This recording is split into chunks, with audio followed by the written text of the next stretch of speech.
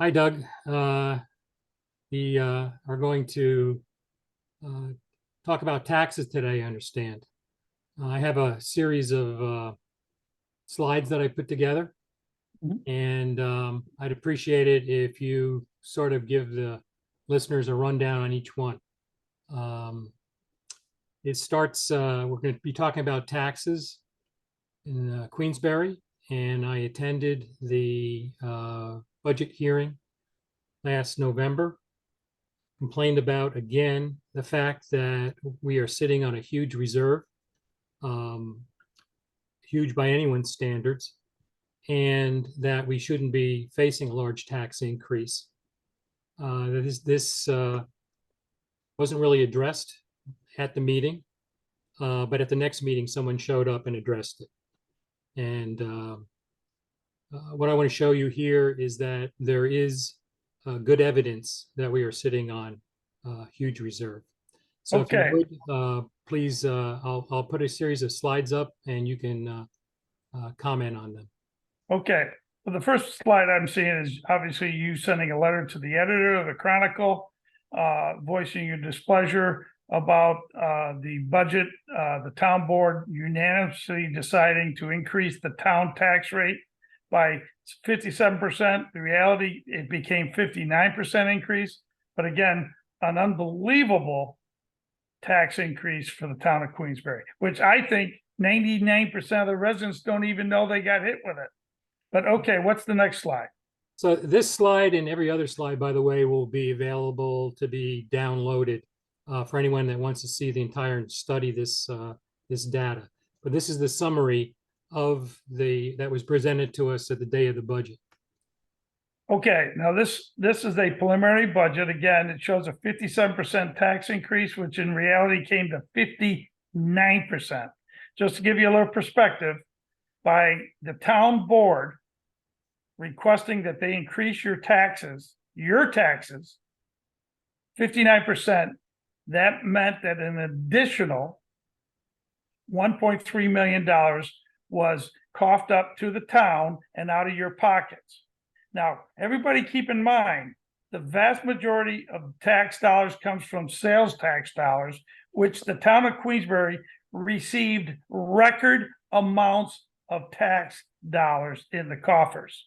Then the town has the ability to tax again you separately if they want more money. In this case, they said, yeah, we'd like to get another 1.3 million, a 59% increase in the town tax, which is absolutely unheard of. But more importantly, is it's total overtaxation, and we'll show you in the slides coming up exactly proving our point. Now, one fallacy that's going to be spread is that they needed this town tax increase to fund the EMS increase. I can tell you categorically that myself and Travis, I believe, fully support the EMS tax increase, which is on a separate line. You got the town tax increase, you got the EMS tax increase. The EMS tax increase went up 129%, which, believe it or not, I can live with. I think it's money well spent on those services. But they're going to tell you, they being the town board, well, we needed to increase your town tax to pay for the EMS. That is a categorical lie. They didn't need to because they increased the EMS tax, like I just said, 129%, getting more than enough money to cover the increase. Travis, you got anything you want to add?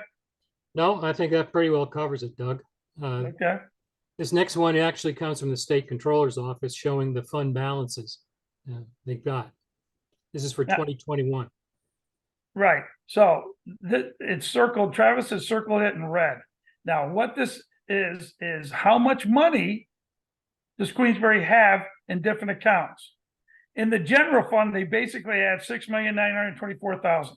So $7 million just sitting in the unassigned quote general fund. Then they have capital projects, special grant, refuge and oil or garbage, and so on and so forth, totaling, I believe it's around 16 million. Is that correct, Travis? This adds up to about 18 million actually in 2021. And I'll throw up the next one here as well. In 2022, the total now goes up to about $22 million. That's cash. Okay, so if everybody notices again, the red area circled, the long red area, you can see that in that unreserved fund, $10 million. $10 million. Then throw in the other millions in different funds, and you're up to, what'd you say, 21 million, Travis? It was over 21 million. If you Over add all 21 that. million at the time. Now, Yep. keep in mind a few things. The state tells every school district in New York State, you cannot have more than 4% in reserve. Can't do it. Now, they tell the state governments, the town governments, the cities, you need to have a policy that states the minimum and the maximum percentage that you can have in reserve. Is that correct, Travis? Well, they say you need a policy. I'm not so sure they specify that it must be a minimum and a maximum, but I think everyone assumed what they were talking about was a maximum, like they told the school districts. Okay. Most of good. them do have minimum and maximums. So here's the real crux of it with Travis and I. We can categorically prove and show how Queensbury is overtaxing the residents to a huge degree and causing hardships in the town because of the fact that they'd rather have your money, they being the town board, than you having your own money. We have more than enough money in town of Queensbury to support the services. And most of the state says most of the time, have about 3 months. We've got close to 6 months money sitting around in Queensbury that should be sitting in your pockets, in your wallets. You should be deciding. But instead, this town board thinks, no, we're better with your money than you are with your money. And that's an insult and a total disconnect. And we're just trying to get the information out there because it's all provable data. Go ahead. Anything to add, Travis? Well, all I can say is that their bank accounts in cash, as far as I can tell, have never dropped below about $17 million. So they obviously didn't need it because they've got the money in the bank. You know, they get money coming in all the time largely from the county on sales tax, but also from us for various taxes. But over the course of the year, I haven't seen it dip below 17 million. That's, you know, you want to have something there, I agree, but 17 million when you're talking about total of all funds, water, everything else included, maybe $32 million in expenditures. As you said, that's close to 50%, close to 6 months without having to collect a dime. So roughly a $32 million budget, there's roughly approximately 17 million at any one time in different reserves and including the unassigned fund. Thank you. Next slide. So this I is- recorded the audio on November 21st, 22. That was the meeting following the budget hearing. And 2 people got up to speak at that meeting. I recorded the one. They were actually a father and son. They both had similar concerns. They had read that initial article in the Chronicle and were concerned about the fact that they had gotten a tax increase when allegedly there were millions of dollars in the bank, many millions of dollars in excess reserves, is what I had commented in the Chronicle. John was asked that question at that meeting, and the guy said, "Is this true?" And John said, "No." I think we've just shown that the only untrue statement was no. Okay, next slide. Now, this is a slide showing the financial stress indicator that the state puts out. Let me just recap this for you. The state's saying, Queensbury, you've got no financial stress whatsoever. Now, John will tell you, and the board will tell you, look what a great job we're doing. We got no financial stress. No kidding. Because the people paying the bills, the taxes, they've got the financial stress. You've overtaxed them to the max. Again, record sales revenue taxes came into Queensbury, record, off the charts. Yet that board turned around and said, you know, that's not enough. We want even more. And we're going to tax the citizens, the property owners, 59%, which they did, and then increased it another additional 1.3 million in new taxes just from the town tax alone. That, in my mind, in my opinion, is highly insulting, and I get lost for words when I get worked up about it. But that's the bottom line. You want to add anything to that, Travis? No, just that this slide shows the summary from 2019, 20, and 21, the latest that's available today. And this is just for the general fund. They're showing that they have, for the latest one, 2021, they had between $8 and $12 million in the general fund balance against $20 million in expenditures over the course of the year. The difference between the 8 and the 12 is whether it was assigned or unassigned beforehand. But they've got between $8 and $12 million cash in the bank against expected expenditures of $20 million. That's over 50%. Travis, could you slide that over just a little bit to which? to your Well, now I went back the other way. Could you slide? I can't see the 2021 numbers. That's all. No, make it smaller. There you go. That's better. Okay. Thank you. So the general fund's $12 million. Okay. Thank you. So overall, if you add across all those, but you add water and other, EMS, other services in there, they have like a $28 million budget, but they also have, a much larger reserve for that. So, it's showing that, of course, yes, you have no financial stress, just as if you had given your son, $100 a week allowance instead of, $5 a week allowance. That's a great point. That's a great example that people can relate to. You give $10, $15 to your son or daughter for allowance. They're 9 years old, 10 years old. If you gave them $100, what would happen? Number one is you're overpaying your son or daughter for their chores. But number two is, won't they blow the money? Won't they make bad financial decisions? If you got a ton of money in your pocket, you're going to make, as a general statement, most people will make bad decisions because they say, hey, I've got a ton of money. That's what the Queensberry board does. They say, we'll overtax, we'll take it, get a ton of money in there. That way, there's never any pressure to make the good decisions. There's never any pressure. Oh, we got the money in the budget. Yeah, I know you got the money because you've been overtaxing us. What's this? What do we got here? So this was an article from some years ago when Saratoga Springs was doing their budget. And because their policy says that they shouldn't be carrying more than 15% in reserves, they were forced to not increase the tax or to pay off debt or somehow to get that down from the 15% that their policy. They at the time stated that no less than 10% nor more than 15% of the expenditures over the course of the year should be in reserve. And because of this, they every year, as I said, rolling in dough again. It was, year after year, this was the problem they found themselves in. The problem was we can't overtax the taxpayer. Now, we should be seeing these articles in Queensberry, but we haven't. Well, the fact of the matter is the world's a very complicated and busy place. And I know the Chronicle, I know the Post-Star, and any other publication have very, very limited resources to cover everything.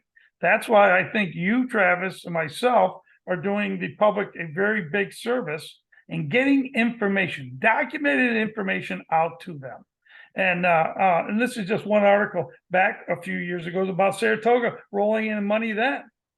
And really, there's nothing technically wrong today that Queensberry is doing, because while the policy of Saratoga and any other government organization that I've been able to find has a cap on the amount of funds they can have. I got a hold of a copy of our policy, Queensberry. It's not posted online that I could find. I had to foil it, and it was very strange. It did not have a cap. It only had a minimum. It says we want a minimum of 25%. didn't say a maximum. So if they're carrying 44%, 50%, technically they're not in violation of the policy.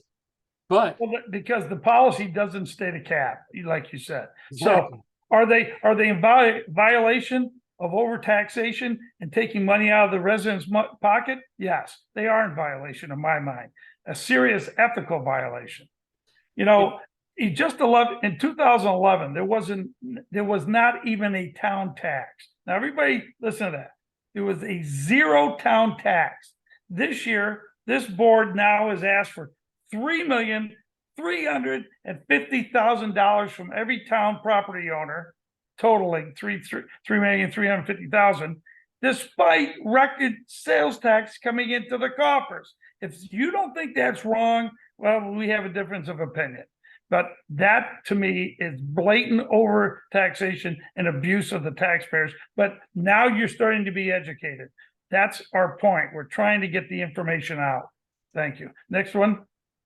so this is what, and I had a foil for it. This is what our policy says, and you'll find that there's no maximum in here. There's just minimum levels. They say we want no less than 3 months, which is 25%, right? 1/4 of reserves to cover our estimated expenses. Every other one that I've seen, and here's an example from Warren County Board, they have a minimum and a maximum. They say we don't want less than 15% or more than 21.8%. What do they say in Queensberry? We don't want less than 25%. So when they do 44%, are they in violation of that? No, but they're in violation of their duty to go ahead and best account for the monies that we earn and give to them to manage. That's what I think. And I think that this policy can be changed the very first day that you or I get into office, because either one of us in office could put forward a resolution to change our policy so there is a cap. Thank you. Are there any other slides, Travis? Oh yeah, this was a great one. After they decided to take the extra $1.3 million from us, they And then additional decided a tax couple months dollars, later, right. Yeah. a couple months later, they decided to take 1.5 million out of the general fund and to stick it to fund future capital projects. So they have no idea what they're going to use it for, but they want to get it out of the fund that everybody looks at.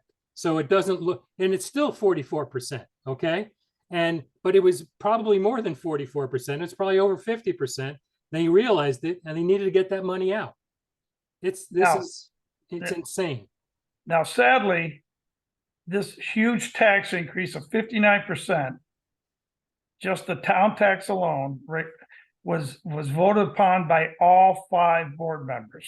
And that's what really, really bothers me. In my opinion, it's a total disconnect to the residents. Like I told you, I get calls from seniors all the time on fixed incomes that own a little house or a little ranch or a duplex or whatever. But they said, Doug, that can't be accurate. I said, it is accurate. Now, is it huge dollars? No, but it's just another tax. You get federal tax, state tax, on the top, you get a county tax bill, you get a school tax bill, and you get a tax bill from the town, which includes the town tax rate, which I'm talking about. And also another piece of that is the EMS and fire tax rate, which went up, but we supported that because of the increased significant cost in EMS. We get that. But why do you keep abusing and almost insulting by asking for so much more? So what do you got here? What do you got here? This goes back quite a few years, and what it shows is that nearly every year they've taken just about as much as they've taken property tax from us and taken it from property tax and put it into future capital reserves. So this in itself is a problem, and many people have told me about this. Travis, why aren't we taking out a bond for that new highway garage that's going to go ahead and last 30 or 40 years? Why did we pay for it with money that was taken from the people that have already retired to Florida, that are not going to get any benefit out of that building over the next 30 or 40 years? Why aren't you bonding it like nearly every other organization, government organization does? Pay for it over time. You know, if you're going to use it, you should pay for it. You shouldn't be paying for what the next generation's going to be using. But that's what's been happening. That's how they've been getting rid of all this excess tax money. And take a look at the jump from 2022 to 2023. 2022, 1.9 million, 2023, 3.3 million. That's the 59% tax increase that they just slammed on everybody without even a whimper. Hey, what's the next one, Travis?